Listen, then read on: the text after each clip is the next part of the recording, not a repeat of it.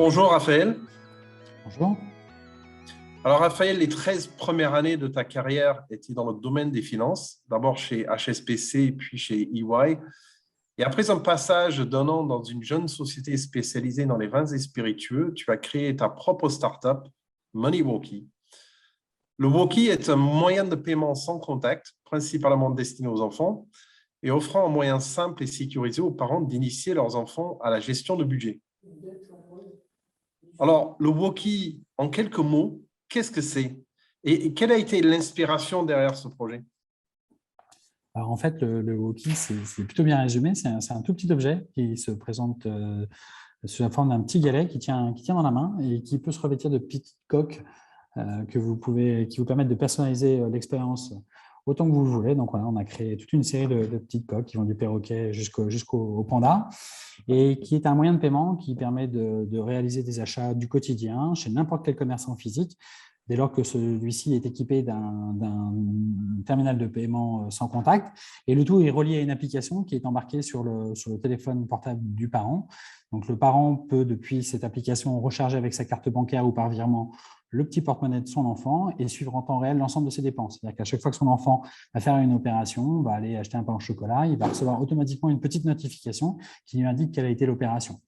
Dans l'application, vous retrouvez tout un contenu éducatif également, avec des petites tirelires qui permettent aux enfants d'apprendre justement à économiser, et également une application qui permet d'apprendre le don et d'apprendre que l'argent ne sert pas uniquement à être dépensé ou thésaurisé, mais qui permet également d'aider les prochains. Et le début de l'aventure, en fait, est assez simple. On est parents dans l'équipe, on a plusieurs enfants et quand nos enfants ont commencé à grandir, on s'est posé la question de savoir comment leur donner de l'autonomie et comment leur permettre de se promener avec un petit peu d'argent de manière sécuritaire. Et on a regardé un petit peu sur la place, il n'y avait pas vraiment de solution.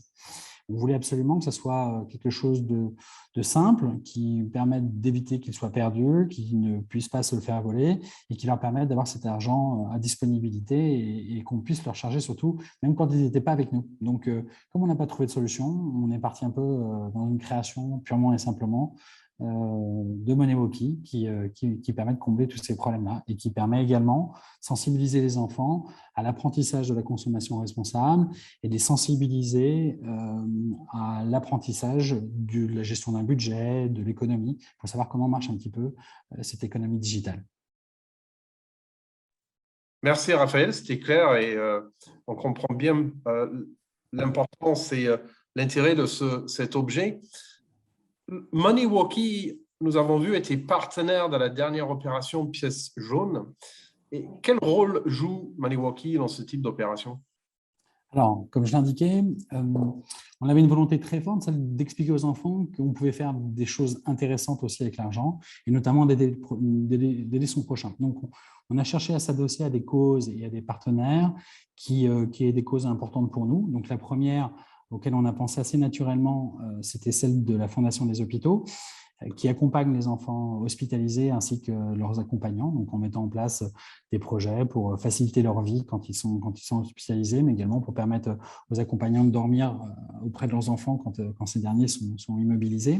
Donc, c'est une cause qui nous était chère et on a fait deux choses avec eux. On a créé une petite coque jaune, un petit perroquet jaune dédié aux couleurs de la Fondation. Donc, quand on a vendu ces petites coques, l'ensemble de la marge était destiné à aller dans la poche de l'association et on a permis aux enfants de faire des dons depuis l'application. Donc, c'était des dons de petits montants, de 1, 2, 3 euros au profit de cette association. Donc, ça permettait à la fois aux enfants d'être sensibilisés à la thèse, soutenue et défendue par la Fondation, et également de faire ce fameux geste de don et d'apprentissage de la générosité. Alors, aujourd'hui, on ne travaille pas uniquement avec la Fondation, on a élargi un petit peu le sujet, puisqu'aujourd'hui, on a travaillé pendant tout l'été avec Tara Océan, qui est également une superbe cause et qui, comme son nom l'indique, promeut la défense des océans en essayant de sensibiliser justement les plus jeunes au fonctionnement de l'océan et au risque de la pollution sur tous les êtres vivants qui intègrent ces environnements-là. Super. On comprend la valeur du Walkie pour les parents et les enfants, mais comment est-ce qu'il est accueilli par les commerçants? On a une petite particularité chez MoneyWalkie, c'est qu'on a on est certes utilisable chez n'importe quel commerçant, mais on est également vendu chez certains commerçants. Donc, on a déjà plus de 300 points de distribution en France. Donc, ces derniers, eux, ont très, très bien compris la cause puisqu'ils sont les premiers ambassadeurs de la marque et le proposent. C'est principalement des librairies aujourd'hui, des concept stores pour les enfants qui le proposent. Et quant aux commerçants qui découvrent le produit lorsque un petit bout vient payer chez lui, généralement, il y a une vraie curiosité qui s'installe. Et nous, c'est ce qu'on cherchait à mettre en place. On cherchait à créer une connivence et une connexion entre l'enfant et les commerçants, que ces derniers puissent se parler. Donc, généralement, il y a un petit peu de méfiance au début. Et quand le commerçant voit apparaître paiement accepté, généralement, c'est plutôt des rires, plutôt des sourires, plutôt beaucoup de questions sur le produit. Donc, ça se passe très, très bien. Et on a eu beaucoup de feedback de la part de nos clients qui disent que leurs enfants étaient très, très bien accueillis dans leur boulangerie ou chez leurs épiciers. Merci pour cet éclairage, Raphaël. En prie. Alors, tu offres à tes clients la possibilité de personnaliser leur Woki par un choix parmi une gamme de coques ludiques et par une gravure personnalisée. Ça crée un capital sympathie pour l'objet, mais est-ce que c'est le seul objectif? Alors, nous, ce qu'on voulait, c'était que les enfants puissent effectivement personnaliser ces petites coques et puissent se balader dans des aventures un petit peu différentes. Donc oui, c'était de créer un lien affectif avec le produit qui soit le plus sympa possible, le plus personnalisable possible. Donc, on y tend. On va créer plusieurs collections de coques par an. On va en créer 3 à 4 nouvelles chaque année. On va faire des partenariats aussi un petit peu plus ciblés. On étudie d'autres pistes de licences aussi qui pourraient être intéressantes. Mais vraiment, l'idée, c'est que chacun trouve un petit peu son compte et que la petite fille qui veut payer avec une baleine puisse le faire au même titre qu'un petit garçon qui préfère payer avec un panda. Donc, chacun puisse trouver un petit peu l'univers qui lui est cher et qui puisse développer ce petit lien affectif avec le produit. Donc oui, c'est principalement l'objectif. C'est de créer quelque chose de ludique, fun et vraiment amusant qui donne le souhait. Super.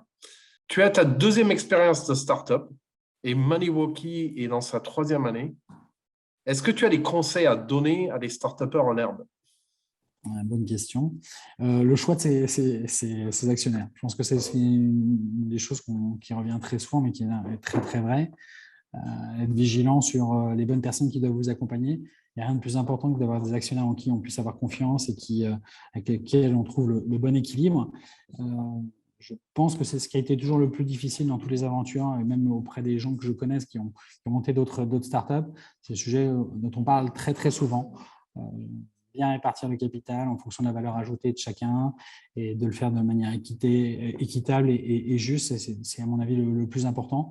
Parce qu'après, le combat est long et l'aventure est difficile. Donc, si on a en plus ce petit caillou dans la chaussure, je pense que c'est très compliqué de piloter et de développer sereinement son entreprise. Donc, bien choisir les accompagnants. Eh bien, c'est clair. J'espère que ça aidera certains. On voit aujourd'hui de jeunes entreprises comme Bookinou, par exemple, ou Tori, qui souhaitent réintégrer l'objet dans le monde réel. Est-ce que ça a été un objectif de MoneyWalkie de replacer l'enfant dans le monde réel, de le sortir de son écran?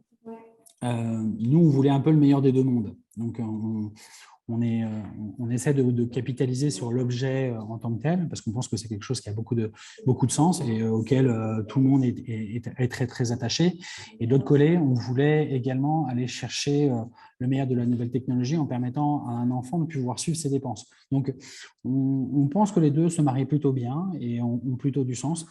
C'est quand même une tendance de ne pas mettre nos enfants devant les écrans et une tendance qu'il faut suivre.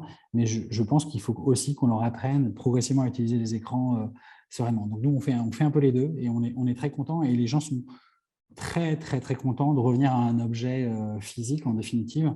Et les retours qu'on a sont assez impressionnants. On a un vrai engouement autour d'un objet matériel, notamment pour les plus jeunes. Donc, je pense que c'était un bon choix pour nous. Merci Raphaël d'avoir passé ces 10 minutes avec Altior. Ça fait un plaisir. Merci beaucoup, James.